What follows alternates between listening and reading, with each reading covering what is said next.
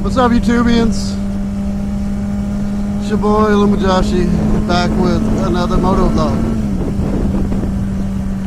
So I've been trying to make this fourth attempt making this vlog.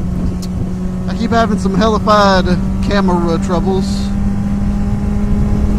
But hopefully they're all worked out, and hopefully it just lets me get this stupid vlog out. Quite frankly, I'm tired of trying. I'm tired of trying, y'all. So, bad news first, right? I didn't even tell you that I had good news and bad news, because I just didn't. But bad news first. Starting off, KYMM, or Kentucky Motovlogger Meetup, was awesome. But, this is a part of those camera troubles I was talking about. I didn't get any of the footage because my camera hates me. So, I mean, it recorded to Rook's house, and then it recorded to the meetup spot, but it didn't record anymore after that. And that's not what I wanted. So I'm trying to work out with Rook a way to get some footage so that I have something to put out. I had a blast. It was an awesome meetup. 20 something bikes, I want to say, showed up. Look at that little thing. That thing is awesome.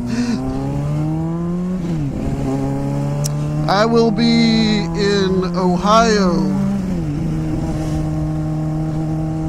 this Saturday for Ohio Meetup, hosted by Throttle Lock, I do believe. If I'm wrong, someone feel free to correct me. I don't want to give credit where credit's not due, and I would like to give credit where credit is due. I will make sure that my camera is up and running properly before we go out. Me and Rook are headed out Friday night for that.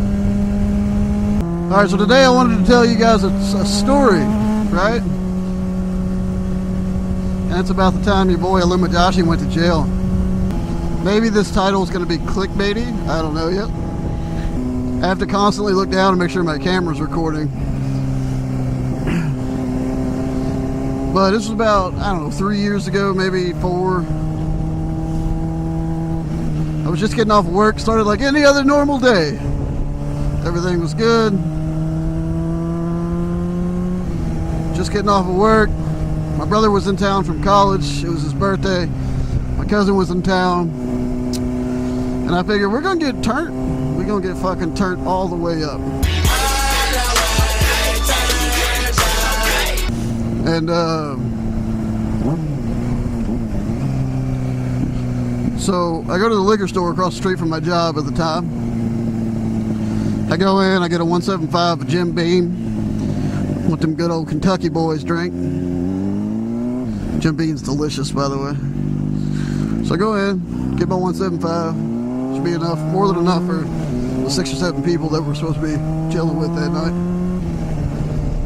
And I come out, and as I'm coming out, I see a cop like 3 or 4 parking spots behind me, but they're empty spots. And he's looking at me, so I'm like, oh fuck, like an immediate red flag was thrown. But I'm like, oh well, fuck it, right? Like, what can I do at this point? So I get in my car, get in there, close the door, turn it on, pulling out. And as I'm backing out, I'm looking in my rearview mirror, and I can see that the cop turns his car on. So I'm like, well, fuck, yeah, this is definitely for me. Start driving out of the parking lot, see the cop following me out. Once again, I'm like, well, okay, here we go. And as soon as I'm thinking that, he goes, whoop! Fuck! I want to fucking get pulled over. I hate getting pulled over. So, pull over. I ask what the possible issue is. You know, Ossifer. And he looks at me and he says, I'm supposed to serve papers to the owner of this vehicle. So I'm like, what, like I'm getting sued? He's like, possibly, I don't know, but I need your license and registration and proof of insurance. So give him all the paperwork. And it's taken fucking forever after he gets back to his cruiser. So I call my wife. I'm like, hey, I got pulled over. I'll be home in a little bit, yada, yada, yada. I'm like, just stay on the phone with me. So he stays on the phone with me. Like 10 minutes later, he comes back. He goes, I'm going to have to ask you to step out of the vehicle, sir. I'm like, oh, fuck. And I said, for what? Like, why do I need to step out of the vehicle? And he said, there was a bench warrant issued for your arrest about a year ago. I was like, what? Like, for what? And he said, when I looked at the report, it said failure to pay for a speeding ticket, and the bench warrant was failure to show up, appear to court. And immediately my fucking heart sank into the pit of my stomach. I'm like, shit. Anybody who knows me personally knows that I have a severe fucking case of anxiety. So I'm freaking out. My wife's on the phone still, and she's going, keep calm, you know, we'll get you out of there, So I'm like, fuck, alright. Well, I had my work uniform on still. And cop was actually super fucking cool. I said, you know, there's a guy that was arrested last week from my job. He had his uniform on in his video. I said, is there any way you could let me take my uniform shirt off at least? That way in my mugshot, you know, it's not there for the public to see where I work. And at this time I was a mechanic for CarMax, and I had been there for quite some time. And, you know, I really didn't want to fuck that up. So the cop was like, yeah, you know, I had an undershirt on. So the cop let me take my work shirt off, put it in the back. And he asked if I was still on the phone. I said, yeah. And he was super nice and cuffed me in the front and was like, you know, don't make me regret this, but you can still, you know, text your wife on the way down to the station, but as soon as we get down there, I gotta have all your possessions. I'm like, fuck, okay, cool. So, you know, it felt like a fucking 17-hour drive, which was really like 15 minutes. Get down to Louisville Metro Corrections. And anybody who's ever been there knows how bullshit it is. So I get in, and the first thing they do is they strip me of my clothes and make sure I'm not carrying any weapons or anything on me. And like I said, we go back to that social anxiety thing. So I'm pretty much shaking the whole fucking time. I just don't do well. I don't do well in these types of situations. And he walked me back into the booking area, and booking is like, I don't know, like 200 fucking people sitting in this room at one time, all fucking inmates waiting to get booked, you know, what cell they're gonna go into, yada, yada, yada.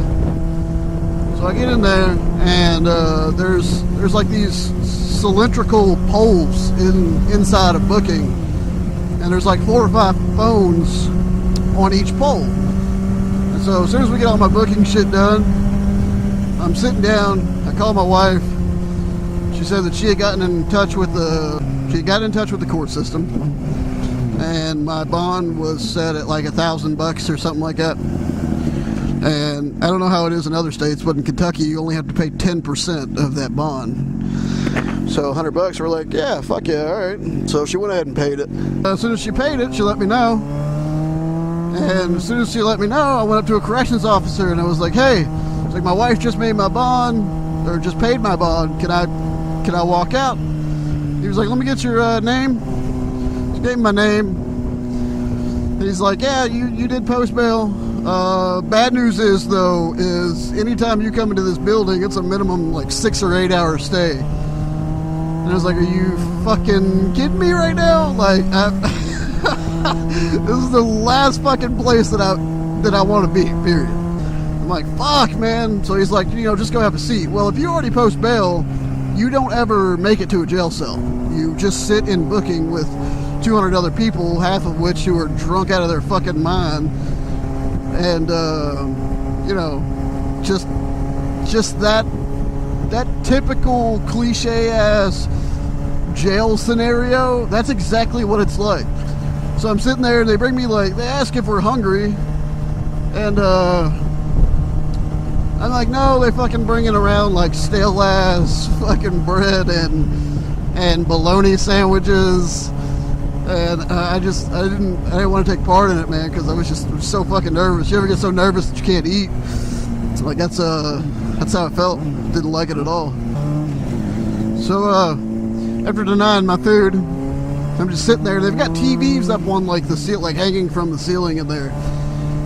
And I remember fucking that show Vikings that Kurt Sedler.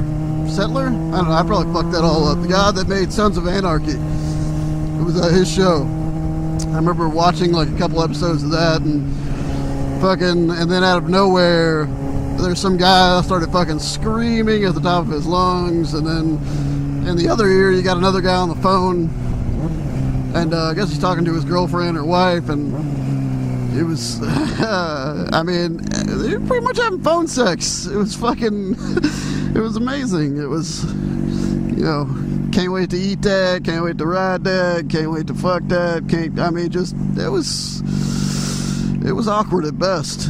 And that's about the time the corrections officer started getting pissed off, and they shoved this guy into like a little bitty fucking, I don't know, like confinement area. It was like 4 brick walls and a door. Fucking, and so, okay, that's another thing. Even in booking, the bathroom's not private. Fucking, I don't know about you, I don't like whipping my wang out fucking in front of 200 people to take a piss. And then I had the cliche ass dude, man, the fucking guy from the movies, and he goes, "What you in for?" That fucking happened. Some like, I don't know, 18, 19-year-old kid fucking comes up, sits down next to me, he's like, "What you in for?" I'm like, fuck, man, I lied. I was like, I don't know, I have no idea. I was stopped at the liquor store, fucking cop picked me up. I don't want to seem like a bitch. Like, I can't be a hard ass. I'm not gonna be in there much longer. And he was like, "Oh yeah, yo, me and my brother, that's my brother over there. We're in because we robbed my uncle a couple hours ago." And I was like, "You robbed your fucking uncle? Like what? Oh my god, I don't." And that was the moment I realized I don't fucking belong here. Like, this is not the place for me. I'm a bitch. Like, I don't need to be in that situation. I'm not a Harman Kardon. If anybody knows what that is, the radio system they put in BMWs. I'm not a hardened criminal. Fucking, I didn't belong there. Felt wrong. Felt very wrong. And man, it was a fucking experience, that's for sure. Even though I didn't make it to the cell, we'll tell you that that's something I don't ever want to do again. Fucking, I don't know, minutes seemed like hours, and then they finally, I like started to doze off, and they hear, you know, "Alumajashi, come on." I'm like, fuck, what does this mean? Is this like where I get my ass whooped by guards? Like, is this where I get sold off to some type of sex ring in fucking Russia? Like, what? What's going on? And they put me up on this wall along with like 10 other people, and they call your name. When they call your name, if you're staying there, they'll send you down one way. They'll give you all your fucking orange jumpsuits, and if you made bail, you go out the right, and they'll give you all your belongings and shit back. So they put me out to the right. I grabbed all my shit, walked outside. There was my whiff, and fucking. That's another thing. When you walk outside in downtown Louisville by yourself at 3 or 4 o'clock in the morning, you know how fucking terrifying that is. Just so you know, fucking Kill City up in this bitch. So if I can get in the car, I go home, and I sleep it off. I called in the next day, so I was so fucking tired. I don't know, I guess that's pretty much the end of my story, but I don't ever want to fucking do it again, that's for sure. And the moral of that story is, don't do dumb shit to get yourself in trouble in the first fucking place.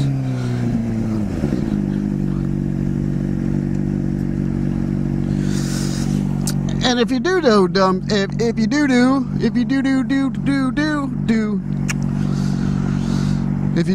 shit, make sure you pay for the dumb shit that you do, you know, like speeding tickets, and make sure you go to fucking court if it if it requires you to do so, because if not, they will put a bench warrant out for your fucking arrest, and then out of nowhere a cop will pick you up and take your ass downtown.